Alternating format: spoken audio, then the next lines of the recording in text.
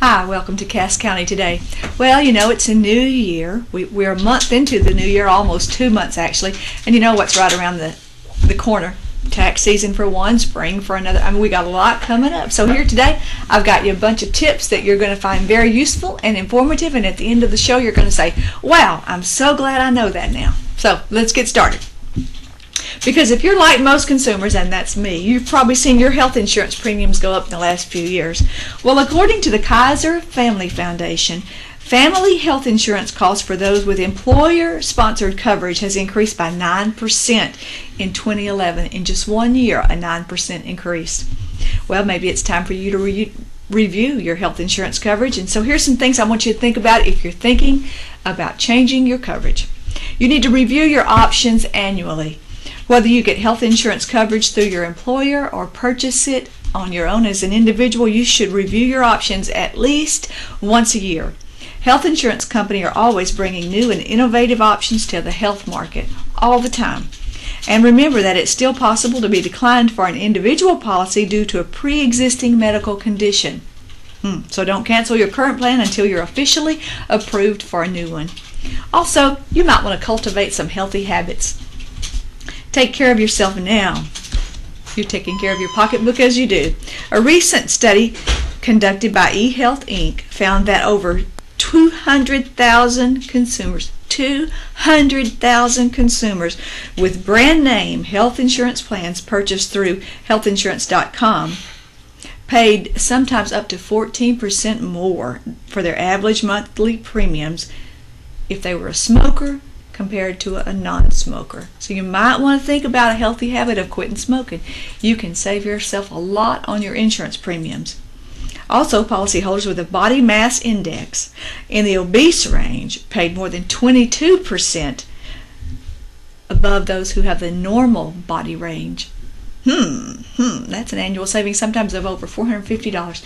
So you want to lose weight, cut down your body mass index, and quit smoking, and those two together will save you money on your health insurance coverage. You also might want to try a plan with a higher deductible. If you're relatively healthy and you rarely see the doctor, consider switching to a plan with a higher annual deductible and a lower monthly premium. Thanks to the 2010 health care reform law, some preventative care service will still be available to you as out-of-pocket expenses, but just be sure that you can afford to pay the full deductible in case of a serious injury or illness. You also might want to consider splitting up your family plan policy. Just because you've always carried it through your employer, the whole family, it might be more cost-effective if you split your premiums up and let your employer take you, and then you insure the rest of your family somewhere else. Because that also depends on how many dependents you have, but you may be able to save money on your monthly health insurance costs by putting your dependents on a plan of their own. Just something to think about. You might want to mix and match additional benefits. Even if your employer provides dental or vision insurance, it may be worthwhile looking into these plans on your own. You might could save a little cash there. Anyways, for more health insurance shopping tips or ideas, you can visit www.ehealthinsurance.com, and they will send you a free copy of their new book, Individual Health Insurance for Dummies, Healthcare Reform Special Edition. I love that. That's pretty cool, isn't it? Well, also coming up in April is the IRS time, April 15th. We all love that day. So here's some things about filing your return with the IRS that you're going to want to know. If you're looking for a fast, free, and easy option to do your taxes, the IRS Free File allows for you to do that. You can prepare and e-file their federal tax returns for free. Each of the approximately 20 private sector partners tailor their offerings based on the criteria that you'll need, such as your income, your age, your state, your residency. And if you need help finding a free file match, just select the option Get Help Finding a Free File Company when you go to the IRS website. Here's also some interesting tidbits and facts about that. While all of the companies have different criteria, because we see them on TV all the time advertising, there's H&R Block and eFile and TurboTax, they all have free options. If you made $57,000 or less in 2011, and that's 70% of us, you'll be eligible for at least one free tax software program. If your income was higher than $57,000, you can still prepare and e-file your return for free by using Free File fillable forms. This is an electronic version of the IRS paper forms. And you can go to www.irs.gov/freefile to get started on that. And you might want to organize your records before you go there, because the IRS recommends keeping an all tax-related documents file, a box, all tax-related documents for 3 years in case of audit. Keeping track of these income-related documents can help you take full advantage of your deductions if you need to, and if you don't have the information, you might be losing out on money that belongs in your wallet. Well, what should you keep for 3 years? Here you go. A copy of your last year's tax return, a valid Social Security number for you, your spouse, and all of your children, all your income statements if you've got W-2s or 1099s, anything like that, your unemployment compensation if you get a check for that, Social Security benefits, expenses for deductions, your daycare provider's identifying number, anything that might have to do with your children and money that you're paying out. Be sure to keep all that for at least 3 years. If you're like me, you probably have 10 years worth in your closet that you need to go through. But I always say, better to have it and not need it. Okay, you also need to see if you're eligible for the EITC, the Earned Income Tax Credit. Here are the list of qualifications if you can get that or not. You have to qualify depending on your income, but that depends on your situation also. For example, married workers who earn $49,078 or less from wages, self-employment, farm income, anything like that, and if they're filing jointly and have 2 qualifying children, you could be eligible. The maximum credit for the 2011 tax return is $5,751 for workers with 3 or more qualifying children. Eligibility for the EITC is determined based on the number of factors, including your earnings, your filing status, and your eligible children. That was a tongue twister, eligible children. Workers without qualifying children may be eligible for a smaller return amount even. You must file a tax return, even if you do not have a filing requirement, and specifically claim the credit. Those who typically fail to claim the EITC include rural workers and their families, non-traditional families, such as grandparents or foster children, foster parents, taxpayers without qualifying children, individuals with limited English proficiency, and taxpayers with disabilities. And if you claim this earned income tax credit, it can be complex, so try to avoid the common errors such as mistakes on your income amounts, filing head of household when you should file as married, or claiming children who have not lived with you for more than half the year. And if you use a paid tax return preparer, make sure to seek out a reputable one. Tax professionals must sign returns they prepare and use their tax preparer identification numbers. Anyways, if you need to learn more about earned income tax, you can go to the government website, irs.gov. Check that out. They've got all kinds of stuff for you there. And did you know that because of a holiday, the 2012 deadline this year is April 17th? Get an extra couple of days. Also, did you know that everyone can do their taxes for free with the IRS? You can get the EITC. Did you also know 80% of taxpayers get a refund? Wish I were in that 80%. Oh well, some of us 20 have to always pay. The IRS To Go, IRS the number 2 Go, is a new smartphone app. If you've got an Android or an iPhone, you might want to get that. If you don't have a phone, you can visit Where's My Refund at the irs.gov website. And if you just need information, always check out the IRS website. It has the new look and it has the latest info on it too.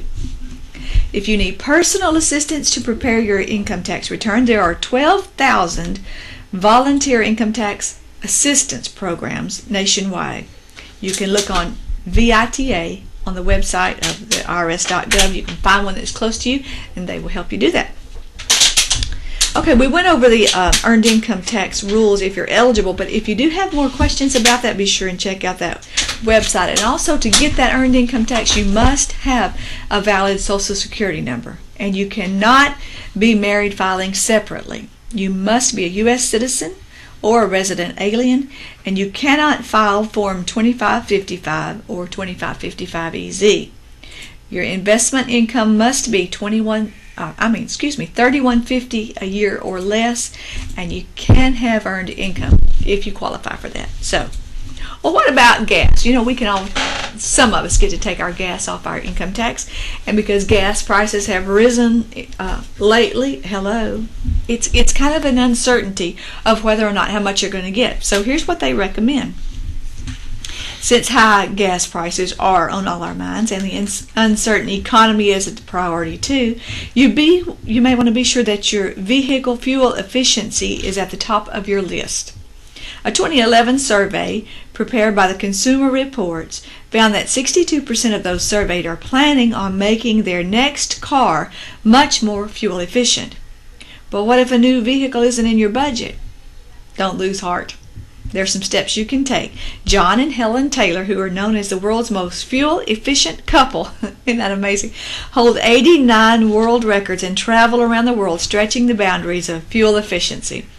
And here are some of the Taylor's tips. Maintenance. Perform smart maintenance before you drive, which includes make sure your tires are not over or under inflated. Proper air pressure cuts down on fuel while driving. Keeping your tires at a current pressure and correct pressure can improve your gasoline mileage by more than 3%. That's a lot. Keep your engine well tuned and repair problems immediately. If your car has failed an emissions test or is noticeably out of tune, repairing the problem could improve your gasoline mileage by 4%. That's a lot too. John and Helen Taylor also set a new fuel efficiency record for 48 contiguous states this summer by achieving, get this, 64.42 miles per gallon using only Shell gasoline in an unmodified vehicle. 64.5 miles to a gallon. I could live with that. Here's some more things you can do. You can practice smart actions and behavior while you're behind the wheel. Avoid the highs and lows. Speeding or rapid acceleration and braking can lower gasoline mileage by 5% at lower speeds and by 33% at highway speeds. You should assume that each 5 miles per hour driven over 60 miles per hour is like paying an additional 29 cents a gallon. Good grief. Also, you might want to avoid idling. Idling gets 0 miles per gallon. Except, of course, if you start your car in the winter when you're glad to use that 29 cents a gallon there to get a warm car. You might want to choose a high-quality gasoline. Lower-quality gasolines can leave harmful carbon deposits, or gunk as it's known, which can build up on your intake valves and your fuel injectors. This negatively impacts your engine performance, your vehicle responsiveness, and it reduces your fuel flow, all of which lead to reduced fuel economy. You also might want to consider using a loyalty or rewards card to save. The Taylors suggest stretching your budget. Shell has teamed up with leading grocers in more than 110 markets across the U.S. where you can earn rewards for using your existing supermarket loyalty card and then redeem the points at participating Shell locations. Another option is to use a Shell payment card that saves you money at more than 14,000 Shell stations across the United States. Also Walmart, they offer sometimes cents back if you buy their card. All that adds up to savings and money in your pocket. If you want some more tips for fuel, you might go to www.fueleconomy.gov. They've got a whole lot there for you. Here's some myths that you may not be aware of. Gadgets can improve your gas mileage, but beware of any device that say they can get you better mileage. The EPA has found some that even very few of them provide fuel economy benefits, and some even damage your engine. So before you go to some gadget that you hook onto your car, check out EPA.gov.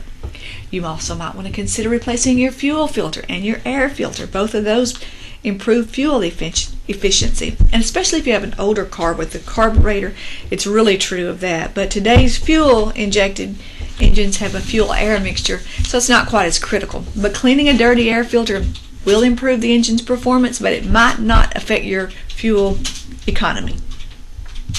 It's also more fuel efficient to turn on the air conditioner, yay, and close the windows. Rolling down your windows can cause an increase in fuel consumption if you attempt to drive at the same speed because of the drag from the wind. Yet, It's also important to note that the air conditioning can also add strain on your engine, which can decrease your fuel consumption. It's not good for it, but either way, if you're going to have to do it, roll the windows up, turn on the air, and let her go. You're also more comfortable that way. Several years ago, the only way to find great deals was to gather the weekend newspaper, clip out the coupons, and get after it. But now you can go to the store and you can avoid wasting precious time standing in line. More than ever now, websites are making it easier to shop in advance for holiday gifts and letting shoppers avoid the tedious hunting for coupons through newspapers and the craziness of last-minute in-store coupons. Here's a few tips if you like to clip coupons, or if you hate it, you still might want to keep it in mind. Collect your coupons digitally, especially if you've got a smartphone.